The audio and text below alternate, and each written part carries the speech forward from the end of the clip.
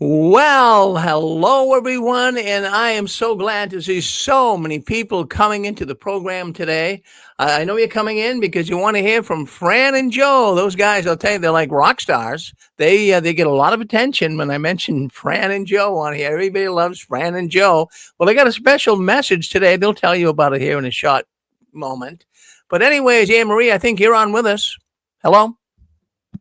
I'm right here with you, Rick. Happy Six Screen Sunday. The last Well, Six Screen Sunday. Well, happy and Six Screen Sunday and Happy New Year too. That's coming up in a couple of days, so that's interesting.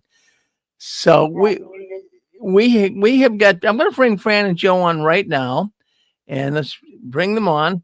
Hello, Fran and Joe. Hello, Rick. Hello. So there you are. You guys are kind of getting used to this by now. You're all over the place. Everywhere I look, I see Fran and Joe. So I mean, yeah, all over the country. Excellent. So, anyways, I'm going to turn you over to Anne Marie. And Anne Marie is, of course, an ex Jehovah's Witness out of Northern California. And Anne Marie, say hello to Joe and Fran. Hello, Fran and Joe. I am so excited that you're on today. Oh, it's always Hello, nice to hear Anne-Marie. you too, Anne-Marie. Can you guys up your volume? I'm having a real hard time hearing you. I'll bring him up a little bit. Oh, we do it. you. No, that doesn't help. It's okay. I can bring it up on this side. Count to 5, Joe.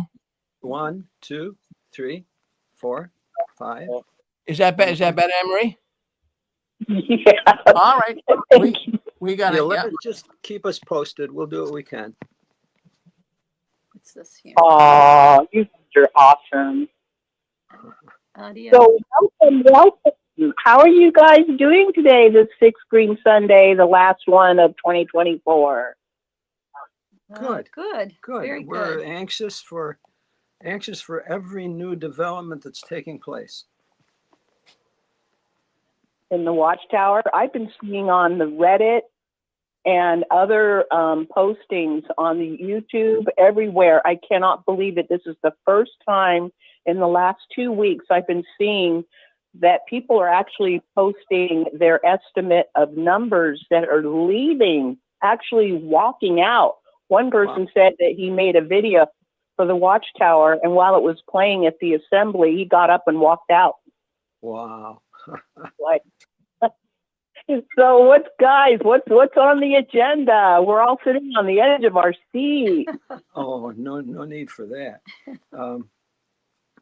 Well, we just thought we'd like to just discuss what the difference or the relationship between our spirituality and something called religion.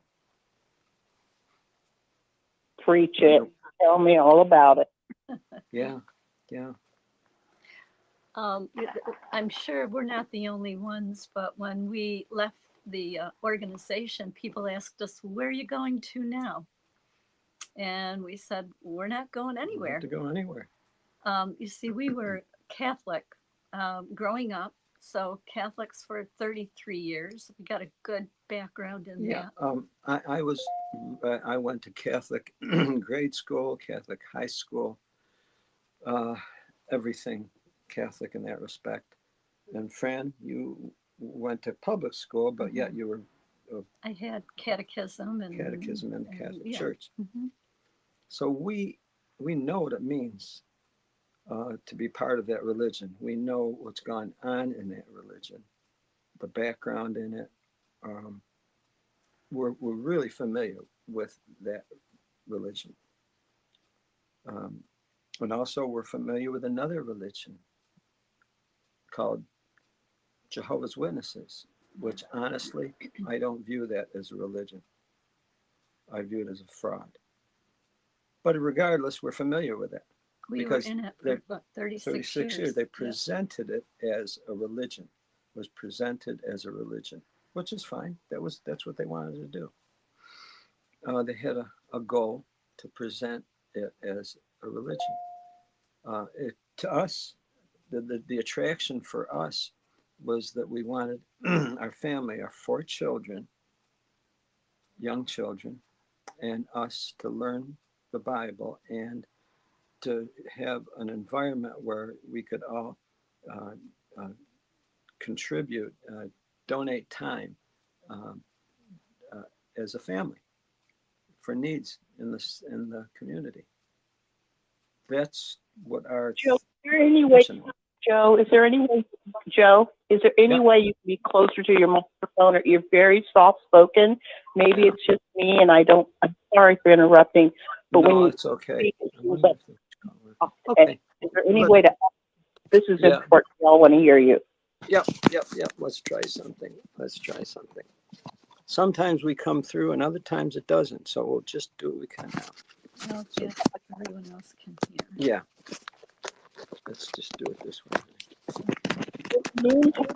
Okay. I hate to get my face up close. Is that any different? Is that any Little, different, is it Anne-Marie? okay? A little bit of your background, how you got out of this religion, and how you managed to come out, to me is pivotal. Don't mind me, stick my mouth. Okay. No, You it's fine. So, well, had a normal childhood. okay. Well, is our volume okay now? Yes. You guys basically both had what I call a normal childhood. My mom was raised Catholic as well. Okay. Watchtower always accuses people who leave the Watchtower, oh, they wouldn't serve Satan, oh, they're trying to start their own religion, they're trying to get people to leave the Watchtower. But we have been doing for 100 years. They're trying to get people to leave their faith to join their cult. Right. And No. so you guys, go ahead. Yeah. No. Again, we were 36 years in Jehovah's Witnesses. So we, pardon my thumbs. So we raised our family, our children in that organization. We believed that what they were presenting was something beneficial for our children's future. We believed that. But systematically, we were seeing changes take place. And it had gotten so much to the point where I felt I really needed to dig deeper into their history to see what was going on with them.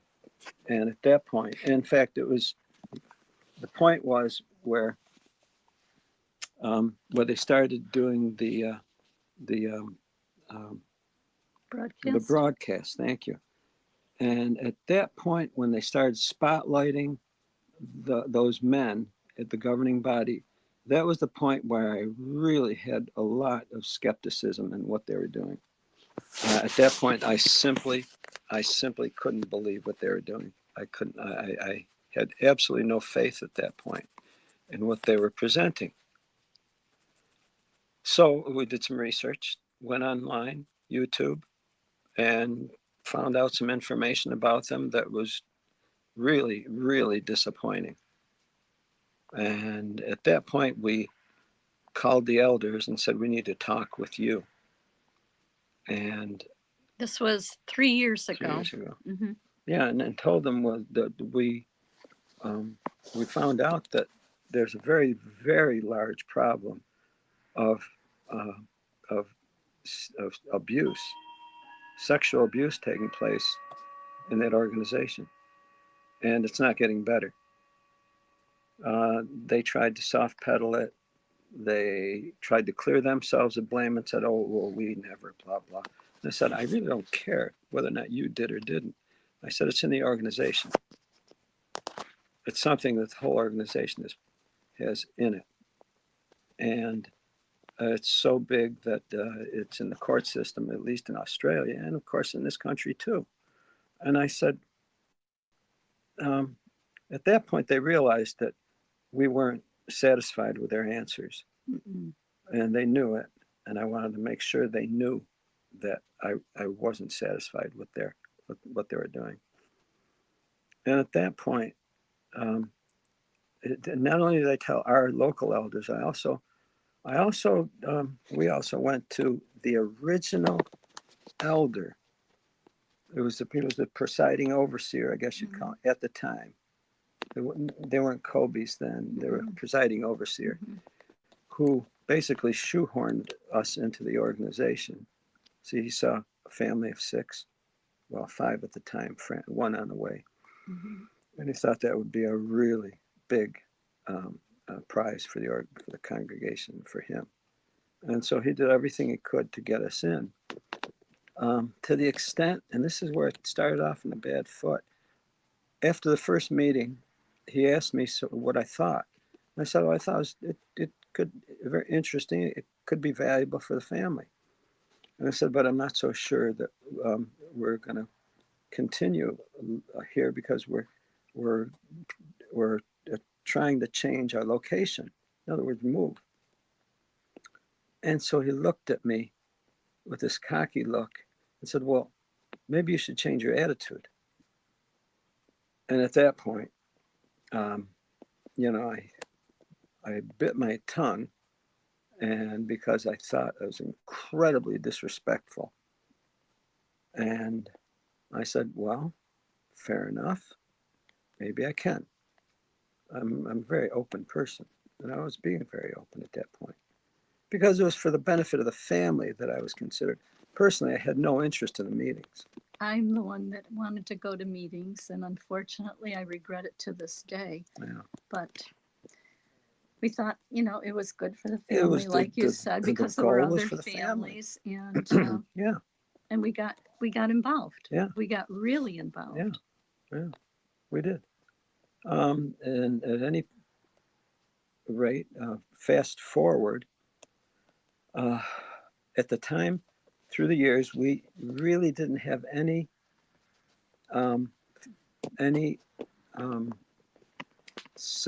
weren't suspect of any kind of No, pedophiles. no, never We weren't. knew it. Never. We considered it to be a very safe organization, so safe for them. But then we found out in a local congregation, just a short distance from us, someone we knew happened to abuse his granddaughter. His granddaughter. We ended up going to prison for it. For 2 years. Which he should have. Yeah. And he did. So that was there. And we didn't think anything more of anything in our congregation. Mm-mm. But then I found out the fact that it was a global problem. That's what I was concerned about. Mm-hmm. And at that point, it's like it didn't matter whether or not there was anything local or not. It didn't matter at all. What mattered is the fact that they hid it. Yeah, that was when we saw the ARC. And that was fairly in the beginning when we were waking up. Keep talking, honey. So this was during COVID, and we were on Zoom. We had a meeting with the 2 elders, and we told them our concerns, and they said, oh, that's lies. You can't believe it. You can't believe anything on the internet. And we said, well, this is a documentary. This is put out by the Australian, government. And I had taken notes and everything. But they said, oh, no, they tried to discourage us. Well, that didn't work. And we talked to our children, and our children said the same thing. So by the second time we talked to the elders, and that PO that Joe was talking about, he was also an ex-circuit overseer. His name is Dan Houghton. He went to our children, and he said that your parents are into dangerous apostate stuff. So right away, they started shunning us, and they did a warning talk on us. They said, oh, this is a warning talk. And, just so that people know, if they know about it, they're not going to associate with you. So do you have any questions, Anne-Marie? Well, I'm just wanting to interject, if I may, and I'm hoping you guys can up the volume or talk closer to your microphone. Your story is so important. You were sincerely looking for the truth, a way to serve God better, to know the Bible, to raise your children in the most godly way possible. And, I thinking, Joe, from the beginning, something in your gut was not comfortable. And when that elder was arrogant to you, and you kind of bit your lip, you know, when he's talking to you about your attitude, I feel like Holy Spirit was trying to tell you that this isn't right, but they kind of started indoctrinating you from the very beginning. But for clarity, for anybody who doesn't know what ARC is, if you go on the internet and look up the Australian Royal Commission, they were investigating many religions, and we focus now on their investigation of the Watchtower Bible Tract Society. And it's on the 8th day, I believe, where they were interviewing governing body member Jeffrey Jackson. And it really came out. And they've always said that, oh, Jehovah's organization is a clean organization. We have to keep Jehovah's organization clean, when it was never clean. They give a warning talk that you have found out about the sexual abuse of pedophiles that are running amok in the Watchtower. They give a warning talk about apostasy, but they don't give a warning talk. Watch out for the pedophiles. They're everywhere, almost in every congregation, if not in every congregation. They lie and say that what you are saying is a lie. And if you look up the Australian Royal Commission, it's still on YouTube, the whole hearing. It took many days. That's just one thing. They've also discovered them in Norway and Sweden, and I think Japan, and we're just waiting for them to come down on those in America. But it's amazing when you tell the truth, you get slapped down and demonized, so much so that your own children, who are also raised severely and heavily indoctrinated in this cult, to turn on their own loving parents. That is the power of Satan. And that is so indicative of how and why we know that the Watchtower Society is a true cult. And it's so sad to me that you are the two most loving people I've ever known, and you're being punished and demonized and ostracized and shunned for telling the truth. Please go ahead. I'm sorry for interrupting.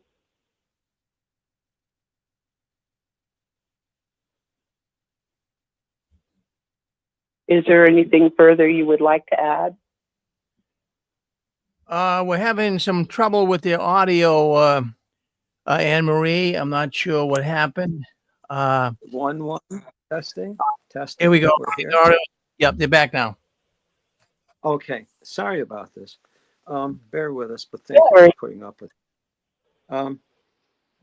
it. That Royal Commission hearing was very illuminating with Jackson. I'm not going to call him anything other than Jackson. He told the truth.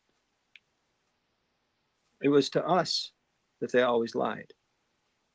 And he said that it was unreasonable to think that they were the only way to God or whatever really answering. So at that, they lied to us continually. That was the only time he told the truth. And this is interesting too, where not only he, but this goes right to the very beginning of that organization, back to Rutherford, who was the second president. Joseph Rutherford made a statement, and it was a very historic statement. He said, religion is a snare and a racket. And he proceeded to prove it. Now, he knew what he was doing. They knew what they were doing in that organization. They knew that religion is a means to wealth and to slaves, power. They knew that. We did not know that. They knew that. And he was behaving like so many proud, arrogant crooks behave. They act like they can disclose whatever they want to disclose, and because they know they're going to deceive the people involved. Well, so he freely gave the truth. He said religion's a snare and a racket, and basically you people are stupid, and we're going to pull it over on you. And actually, that's what happened. We did not know better. And there's a scripture in the Bible one of the things that is true in the Bible, that says, "My people will suffer for lack of knowledge." We did not have the knowledge. They did. We didn't. They were trying to deceive us and pull something over on us and snare us. A snare is a trap where a person thinks they're going to get food and they end up losing their life or losing their hand or losing something. They don't get what they were looking for. They get tricked and injured or dead. That's a snare. Well, why would he say that if they weren't about to do that? Well, they did that. They did exactly that. And a racket. Now, anyone who doesn't know what a racket is, I'm not talking about a tennis racket. A racket is an illegal business venture. It's thievery. It's being crooked. It's getting rich off of other people. It's dishonest. It's criminal. That's what a racket is. You know, they say the mafia runs rackets. Well, they're not the only ones. Religion does it too. And that's exactly what Rutherford was disclosing. He was red pilling everybody. But we weren't smart enough to understand the red pill. Instead, we said, yeah, we'll take it. We'll accept it. We'll enter into it. And so, I mean, we recognized that what was happening is we became slaves to that racket. We entered into slavery. We agreed to it. We didn't know better. We thought we were pleasing God. Well, they knew we weren't pleasing God. They knew we were supplying ourselves and our family as slaves, or they would call them sheep, or they actually referred to people as good for nothing slaves. How about that? They knew what they were doing. We did not know what they were doing. Now we know what they were doing. This is the time of awareness. And so many people are becoming aware, and so many people are leaving. But the problem is, they know this, the cult-like behavior, or the cult-like policy is that if you try to leave, you will lose. You will lose your family. You will lose your quote-unquote friends. You'll lose whoever you had there. Maybe you'll lose your employment. Maybe you'll lose your place to live. Maybe you'll lose you'll lose. No one or everyone involved in that organization is going to lose. Everyone, including the governing body. They're going to lose. They are going to lose. The ones that are above them, that basically either fund them or direct them, they use them. They're used. In fact, they're referred to as useful idiots. The ones in that organization who are called the governing body, they're really useful idiots. They're being used for a purpose other than what we think, because they don't know any better. And if they do know better, they're willing to do it because maybe they may get riches.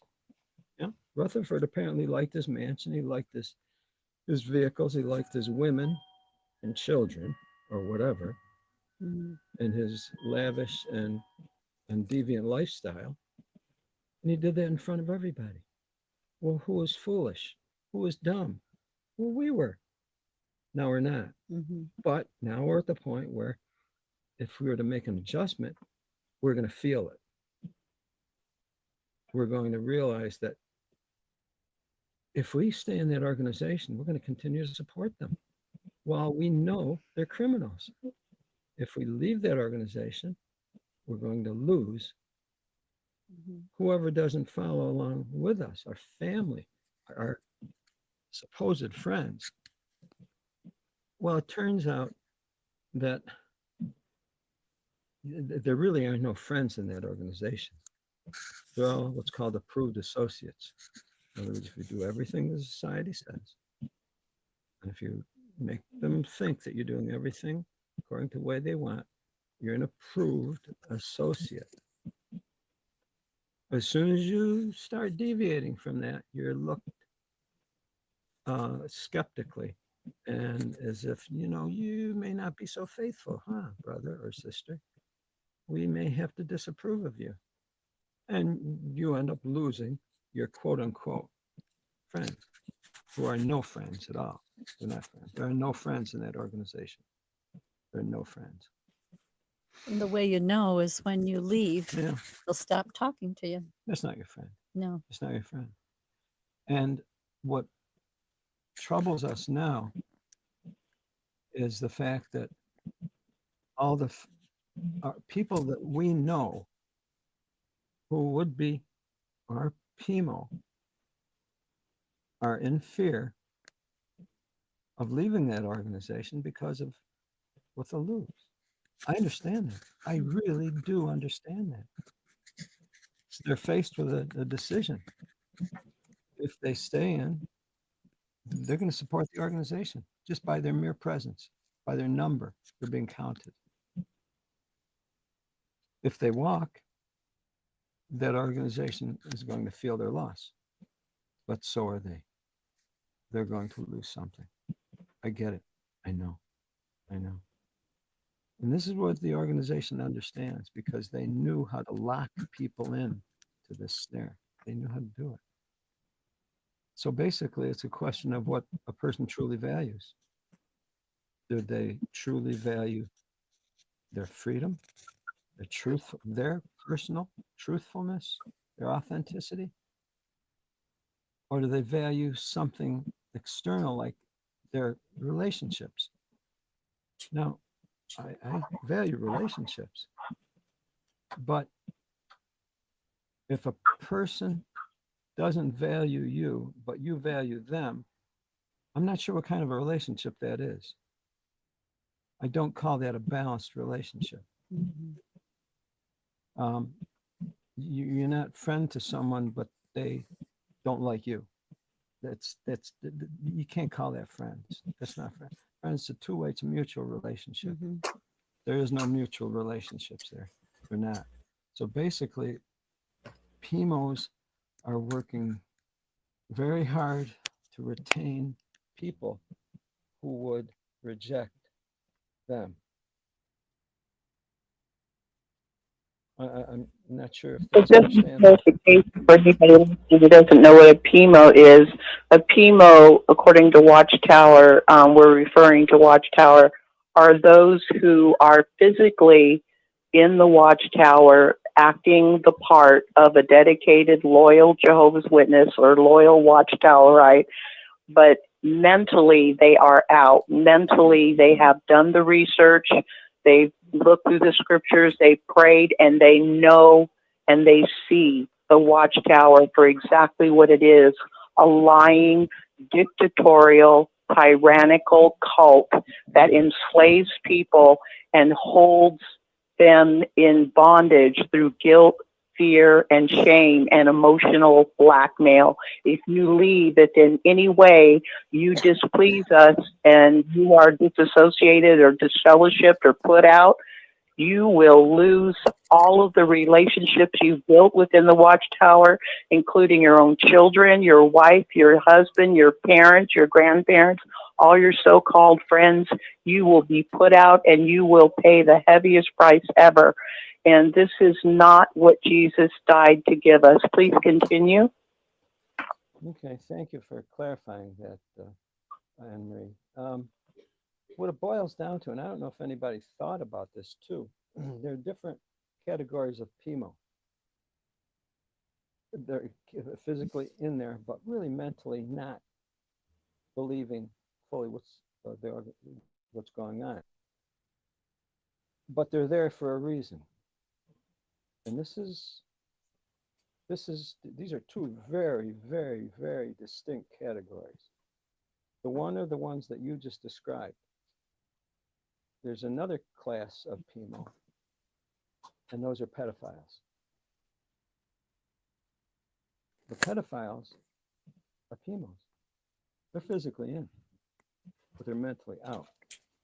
They've got other reasons for being there. They view it as a paradise, as a pedophile's paradise. This is not new. They know it.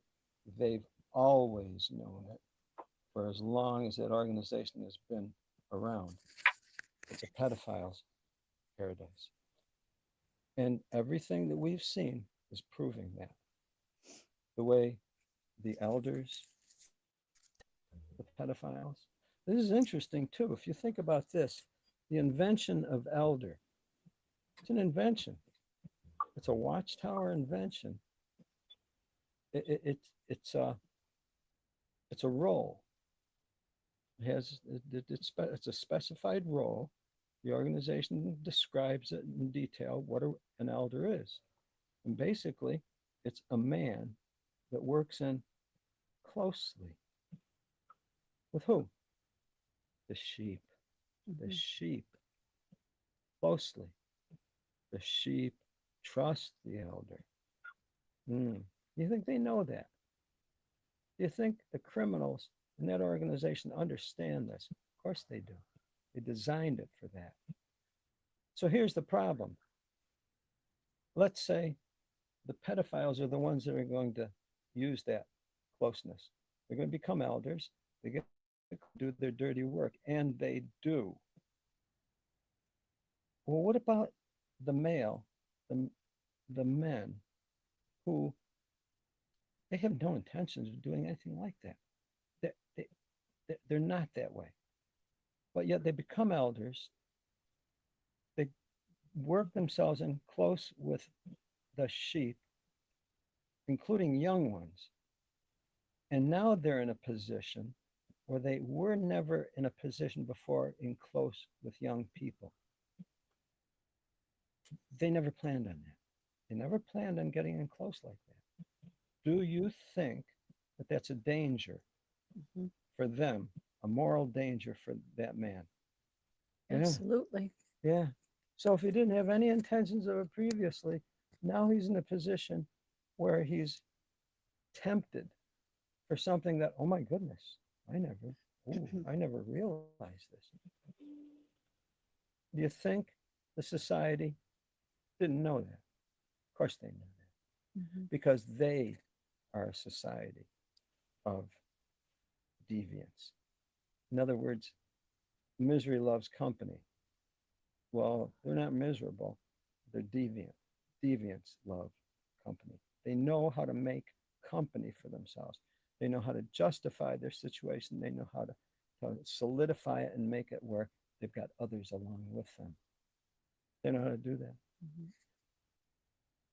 And thereby, some more snare. How much of a snare do we need? We don't need snares. That's no way to get close to God. You don't get close to God through a snare.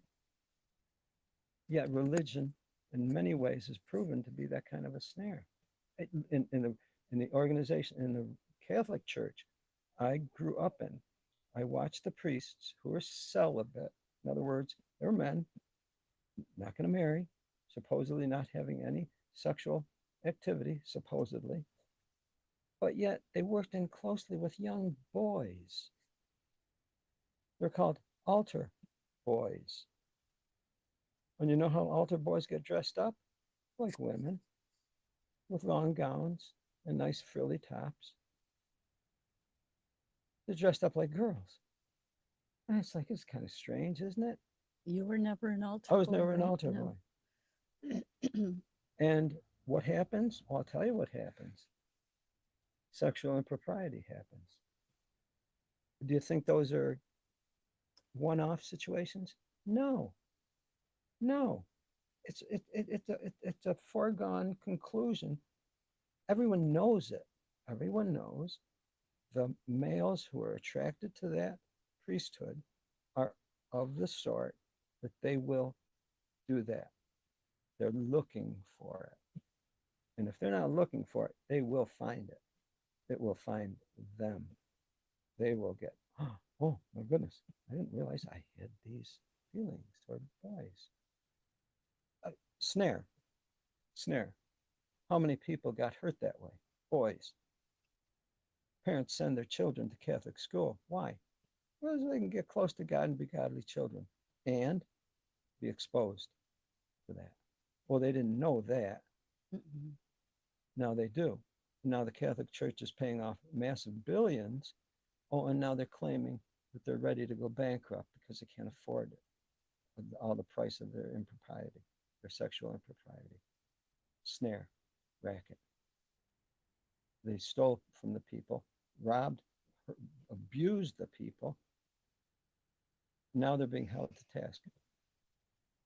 Well, now we know. Are these crazy times? No, these aren't crazy times.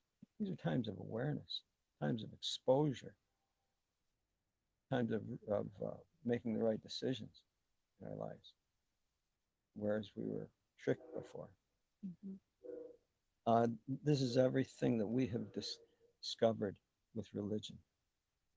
Do I know all other religions? Well, I can't say I was a member of all other different religions, but I know what's going on in different religions, and it's not pretty. It's wars, and it's different hatreds, animosities toward each other. See, a religion is something where you basically paint a target on yourself, and then the person of the other religion paints a target on them. Well, what's the target for? Well, you're targeted now. They're not your friend anymore because you're that other religion. See, religion is government's finest invention of control. Religion was invented by governments. Religion literally means to gather back. To gather back. Well, they want to gather back. Well, they want to gather back all the loose people and things that into the fold. The fold of what? Of sheep. Well, why? Why? Because they want them as slaves. Well, people aren't sheep. But see, to the king and the governments, people are. They like slaves. The governments, kings, like slaves. They always did. And this is where the business begins. If a person realizes that, boy, the king likes slaves. Look at that. He likes to have slaves around him. You know, I bet I can get some slaves for him. Maverick was wondering if you could clip that on your lapel. Well, who would do that then? Who would seek slaves for the king? Someone who would get rich off of it. Someone who would embark on human trafficking. Well, who would do that? Someone who wants to get rich and who doesn't love people and sees a business opportunity. It's as old as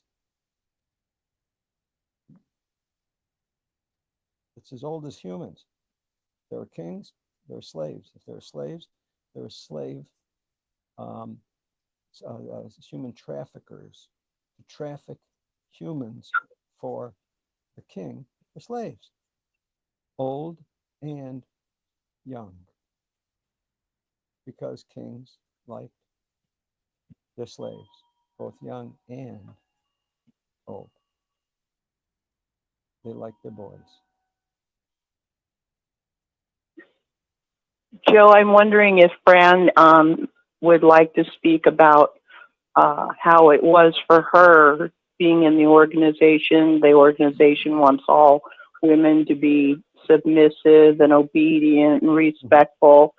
I'm wondering if we can hear from Fran as well, if that's okay. Oh, that's wonderful. Well, you know, it's interesting because we had this conversation last night on Dick and Connie's program talking about the women being submissive. And I wasn't your submissive type of wife coming into the organization, I was very independent, and as a result, it did cause problems in our marriage. So, being a Jehovah's Witness wife, I did try to be submissive, and I did try to, fit into that role. Unfortunately, I think they take it too far. I think it's good that both the husband and the wife have a say in things. And Joe is always interested in what I have to say and my feelings, and I tell him, and so it's a two-way street. But um, interesting, yeah, I got it on. Yeah, interesting with the women. I mean, I I didn't have too much of a problem in the organization. I kind of went along with it, whereas Joe was critical of the elders. And, but as soon as he found out what was going on and he told me, that my first reaction was no, I didn't want to hear it because I knew that it was going to make problems in the family. And I was, kind of wondering what that was going to be like. But after he said, well, it's not going to go well for us if you, remain a Jehovah's Witness and he's not. And I said, yeah, that's true. And then we both watched a lot of videos together. And again, when we saw the Australian Royal Commission, I said, that's it. I cannot support an organization that is not protecting children, that is abusing children. And that's even what I told our son-in-law, because he wanted to come over and hear it from us before we he's an elder. And before they announced our disassociation, he came over in person after we hadn't seen him for months, and he said, I want to hear it from both of you. Now, whether he thought Joe was putting me up to it or not, but I was the first one. I looked him straight in the eye and I said, his name is Jeremy. And I said, Jeremy, I cannot support any organization that hides child sexual abuse. And his response was, well, I never did. I said, I believe you, Jeremy, but this is a worldwide problem and I cannot support it. So, he really didn't have much to say after that. So at that point, Joe and I were on board together, and we have been, right from the time we got out. Yeah. And that's why we wanted to help others that are going through the same, the shunning, the depression, thoughts of suicide. And that's why we put our number out there. And we've had so many people call us as responding to that. See, within our family, when the children were young, I introduced them just to a concept called family math. It is a simple concept of we should do nothing to divide or subtract in the relationships, but we should do only what adds and multiplies good in the relationship. It's just a simple concept. Yeah. And everything that we saw that society was doing was dividing and subtracting. I said, I can't stand for this. I will not. It's not what I'm about. And when we saw this happening when we were out and families getting split, I said, if that society is going to split people up and separate people out from their loved ones, we're going to do everything we can to bring them back together. And that's where we basically came up with our mission. Yeah, and our son, it was a phone call, and he knew that we had been questioning, and we had that morning talk, and he said, Mom, he said, just go to the elders and tell them what Papa's watching. And I said, and his name is Paul, and I said, Paul, I'm not going to do that. I said, we've had enough trouble in our marriage, and I'm not going to. And besides, I do believe that these things that we're finding out are true. They're not just lies. They're not just hearsay. Yeah. They're not just, oh, you can't believe anything on the internet. And Jehovah's going to fix it. And they're working on it. And it was the same rhetoric over and over and over again. We go, no. And when we talk to people that this had happened to them, we go, no, this is not just the internet. This is not just hearsay. These are people's lives that we are hearing this over and over again, that we're abused, either sexually, physically, mentally, and now they're like falling apart and they need help. And so we are here for those that really and truly are reaching out. So any that are listening, maybe for the first time, or they've listened before on Rick's program, please give us a call. We take all calls. We're in New York State. We're Eastern Standard Time. And our number, I don't know if Rick has it there, but our number is 315-221-0130. And one other thing, I know Joe was talking about the religion.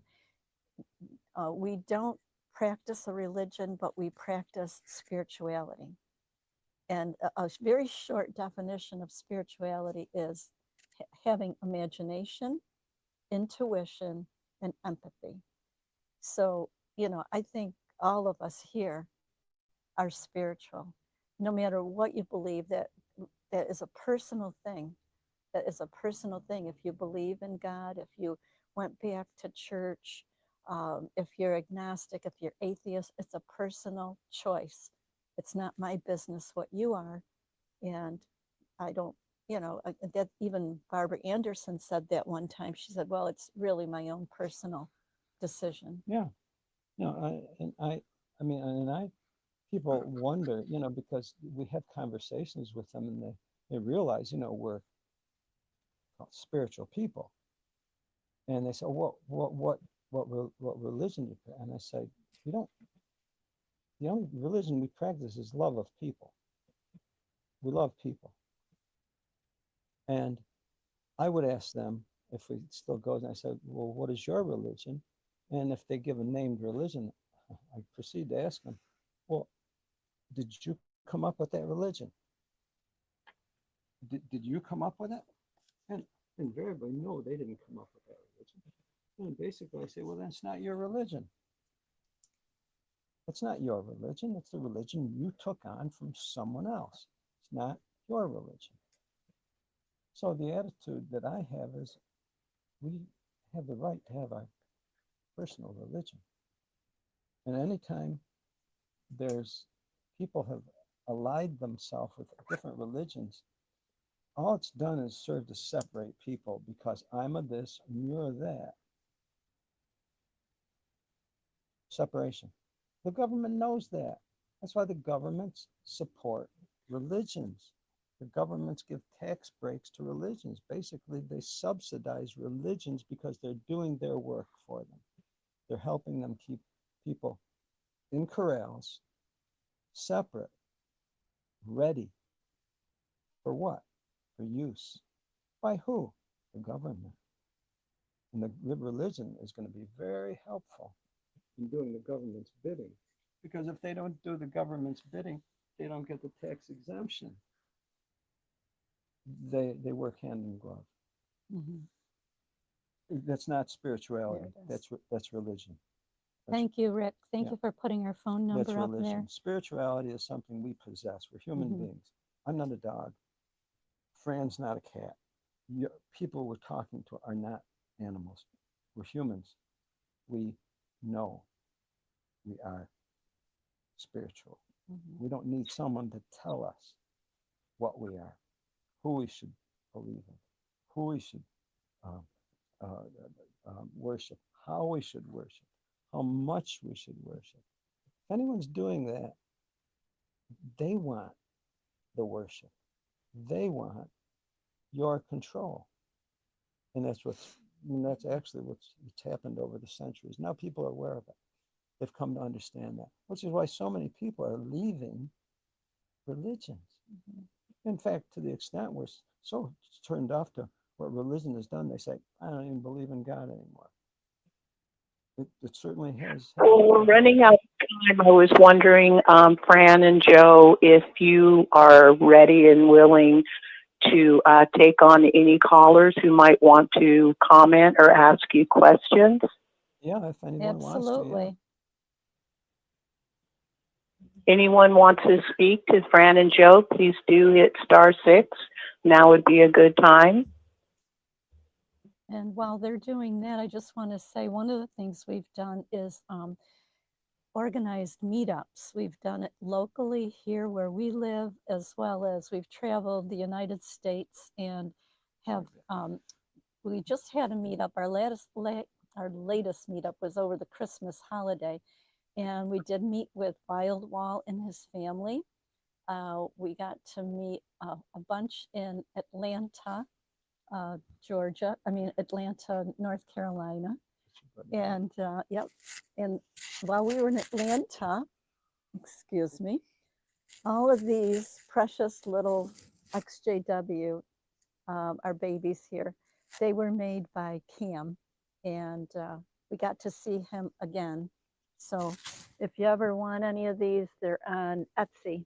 And there's a story behind every one of them too. Yeah. But we also originated this, and we provide this to people to make people aware of what's going on, because the witnesses have been so successful in being very secretive in the damage that they've been doing. Most people, everyone, we talk to thousands of people in our business and whatever, and who really don't know anything about Jehovah's Witnesses other than the fact they come and bother them at the door. They don't know of what goes on inside and in the lives of witnesses who get shunned. They don't know. Is anyone on the line? Hey, how you doing? Good. Hello? Hello. Hello. Hey, what's up, Rick? What's up, Anne Marie? How y'all guys doing? Hi, what's your name, dear? Well, I've spoken to you, sweetie, once, and then I spoke to Rick the second time. This is Brother Billy Curtis again. Hi, Billy. Well, it might be a little bit off subject, but it's a bombshell.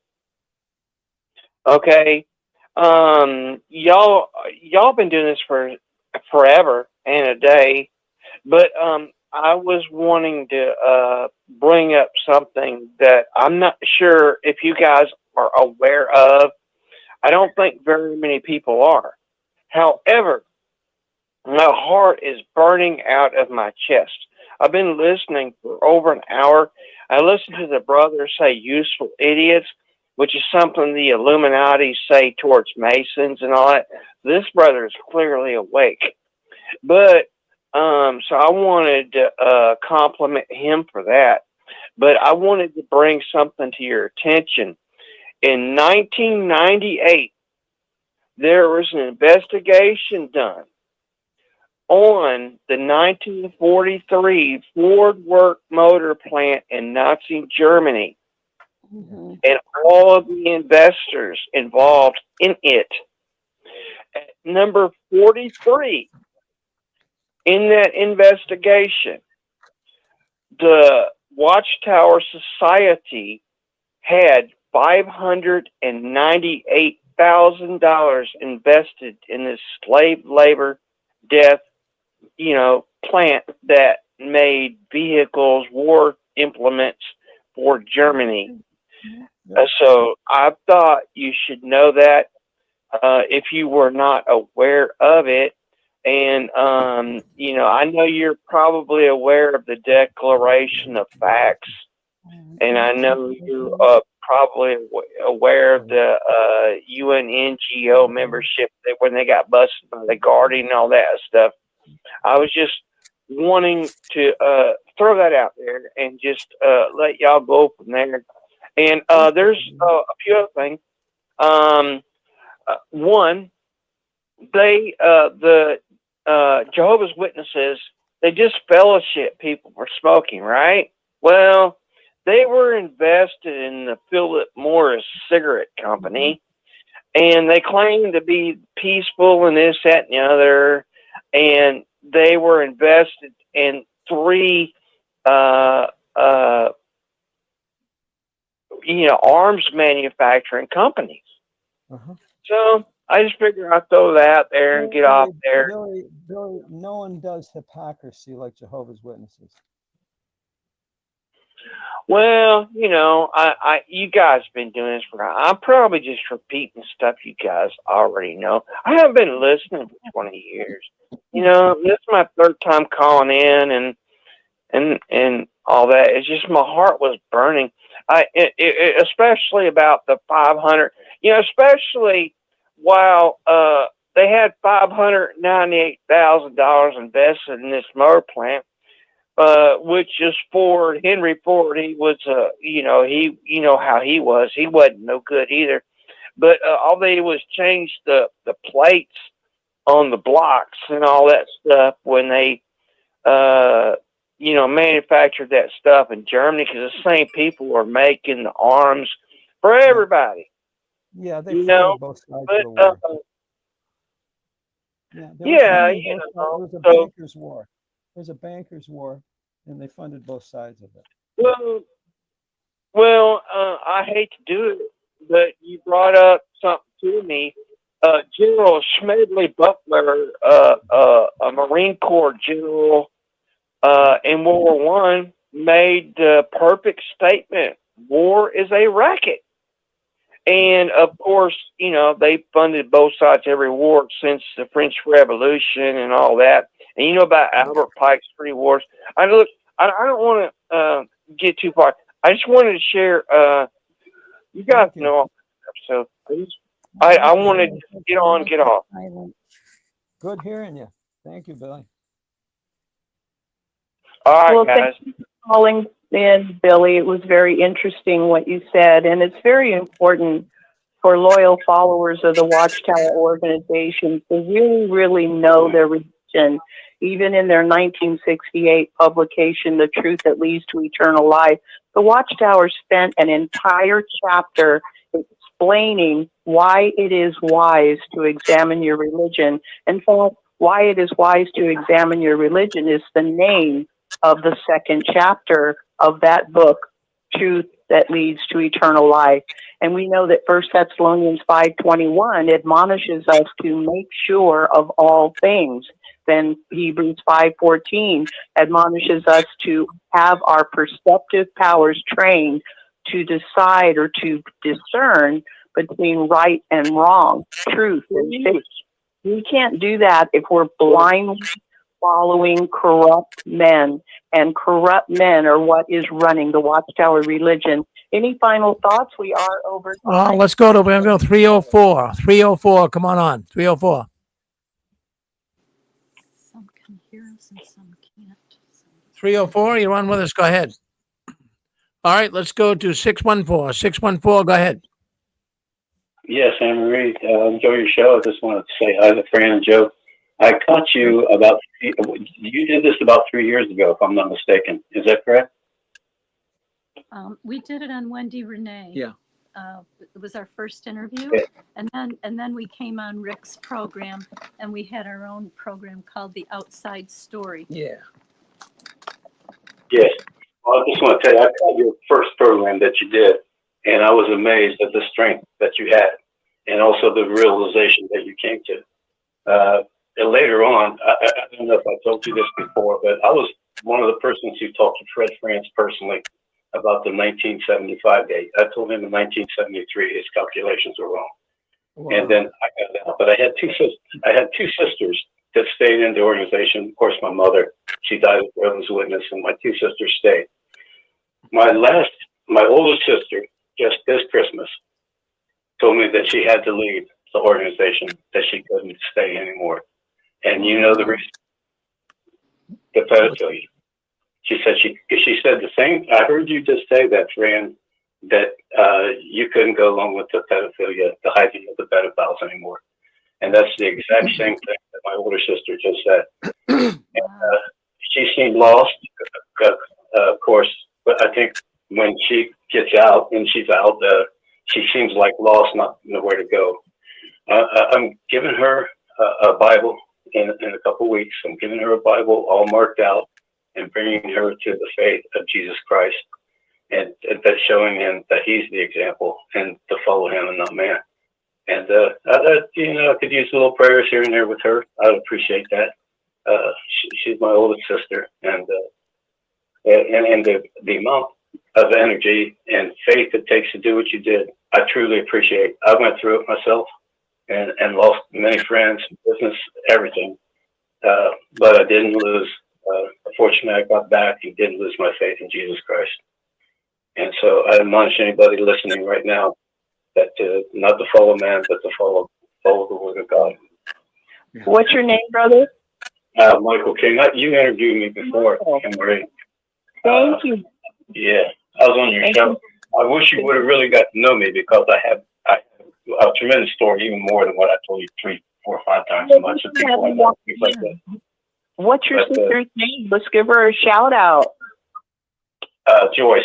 My sister's name is my sister's name is Joyce. We want to say congratulations to Joyce for getting free and breaking free of this very evil cult. Thank you so much, Michael.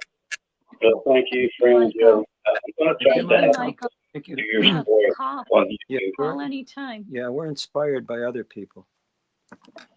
Yeah. 330. Go ahead, Mike. No, I just want to say thank you, and I'm going to have my sister try to call this number for them and talk to you. Please do. We'd love to. Thank you, Michael. You can invite her to come on the show every other Sunday. Ex-Jehovah's Witnesses share the Watchtower story. I mean, if she could just put it in her brain, we want to welcome her. Yes. Okay.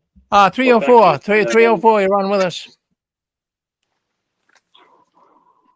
304, you're on with us. Let's go to 720. Hey there, guys. It's Dan, Angela. How you guys doing today? Good, Hi, Dan, Angela. Angela. Hey, we enjoy the show. Really good. Takes a lot of courage to go out there and tell people they can think for themselves. And I've experienced so much resistance. It doesn't matter what I was.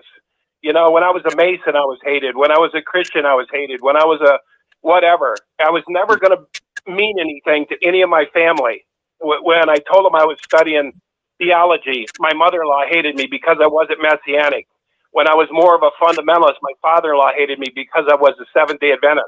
And it was literal hate and division and trying to destroy me and my wife continually, religion.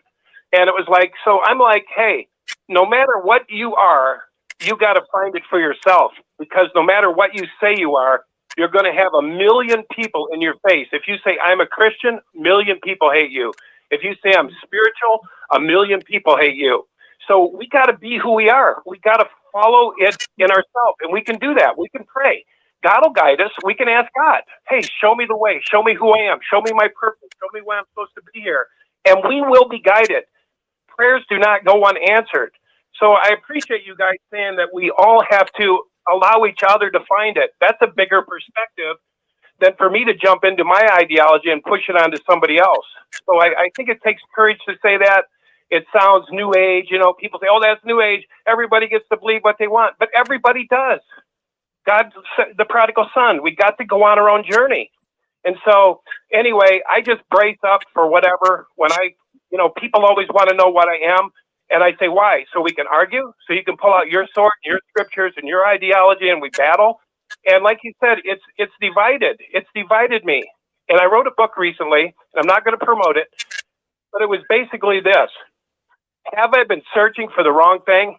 I spent my whole life searching for truth, 22 years, diving into every tradition you could. And I asked myself, after that 20 years, was I searching for the wrong thing? Instead of trying to be right, should I have learned how to love? And that's where I'm at now, trying to figure out how to love one another, how to love those that aren't like me. It even says that in the Bible, love your enemies and pray for those who persecute you, those who don't think like you. Try to love, try to understand, as opposed to pushing my agenda. I'm just a human. I don't know everything. I have my own boxes. I have my own veils. I have my own limitations, but it's mine. And God will remove those veils as I seek, as I humble myself, as I say, yes, I'm ready. Open my mind, remove the veils. I will see clear. That's all I want to say, guys. But good show. Thank you, Rick. Thank you, Anne Marie. Thank you, guys. I love it that you're at least speaking it, because we can relax. Because, no amount of pushing change anybody. There's no magic pill like trying to get people out of the Watchtower. All we can do is speak, and then the apple falls from the tree when the apple falls from the tree. Anyway, thank you guys. Great comment. Thank you so much, Ken. I'm so glad this is going to be. I just want to jump in on that and say, the only truth is the truth that we project. We're not going to find truth. If we look for truth, maybe someone else is projecting their truth. If we find that truth, we're attracted to the truth that they project. And if we project the truth, they're attracted to that. As far as I'm concerned, that's the only truth that there is. And if any man comes and tries to explain to you that this religion is the true one or that's the true one, that's up to you to whether you want to believe it. But and that's the truth that we project is what others see. And if we're projecting a lie, I guess they're going to see a lie. We've seen lies. And Are there any other callers to call in today? No, I just want to come on, Anne-Marie, and say thank you for Fran and Joe to come on today. That was good discussion. And Fran and Joe, when you guys come in, you always light the screen up. We always see a lot of activities. So you guys keep up the good work. Seriously. You're making a difference in the ex-witness world, and you're bringing people together, and you have a great following, and people love you. I'm reading some of the comments here. They love your way. Don't you guys ever change. Just keep being Fran and Joe. All right? Will do. Thank you, Rick. And Thank you, Rick. Anne-Marie. Thank you, Anne-Marie. Love you. And everyone else. Thank you, Fran and Joe. It was so wonderful of you to come on Rick's show. I want to thank Billy and Michael and Dan for his comments and for their comments. A lot of good points were brought out. Thank you so much for sharing your journey with us, Fran and Joe. Today is December 29th, Sunday, December 29th. The show is Ex-Jehovah's Witnesses Share Their Watchtower Story. Any final last comments you guys want to leave the audience with? Fran and Joe, comment? Yep. And the religion that we practice is the best that we can know, and that's love of the people around us. Yeah. And give us a call. We love to talk with you. Yep. Thank you so much. We're going to end the show now. We want to again thank Fran and Joe for coming on and being willing to share their journey in the Watchtower and coming out of the Watchtower. We want to thank them for reaching out with their very active activism work, reaching out to anyone that needs help with coming out of the Watchtower. And we want to go now to Rick and JW World News Sunday edition. Rick? Well, thank you, Anne-Marie. Good program. We always love to have Fran and Joe on with us. So we're going to end this program. Then we're going to go to JW World News. So stay with us. And then the Christian Court will not be on today because of Scott not feeling well. But we have Jay Hess will be in at 3:00 answering your questions on the Bible. So looking forward to that. Excuse me 1 second, just clearing my throat. Well, let's end the program here. We'll be right on. Thank you, Anne-Marie.